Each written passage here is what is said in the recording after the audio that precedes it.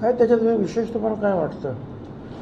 आता एवढे मराठा समाजाचे नवोदित नेते जे आहेत म्हणून जरांगे, त्याने तर तिथले असलेले जे आहेत महसूल आयुक्त, SP, कलेक्टर सगळ्यांना म्हटलं भाडखाऊ आहे तुम्ही. आलं नाही का? वाचलं नाही का? ऐकलं नाही का तुम्ही? का परत ढोंग करता तुम्ही पण? आणि त्याच्यानंतर मुख्यमंत्र्यांना, अजितदादांना, फडणवीसला, छगन भुजबळला आईवरून शिवाय दिल्या, ऐकल्या की नाही सगळ्यांनी? मग आता एवढे मोठे नेते काय ते आई बहिणीवरून शिव्या देत आहेत मुख्यमंत्र्यांपर्यंत, तर बाकीच्यांचं काय घेऊन बसलं? आता एक नवीन संस्कृती महाराष्ट्रामध्ये उदयाला येत आहे. शिवीगाळ करण्याची असंच म्हणायचं ना. ते तुमच्यावर तर सतत म्हणजे एकेरी उल्लेख करणं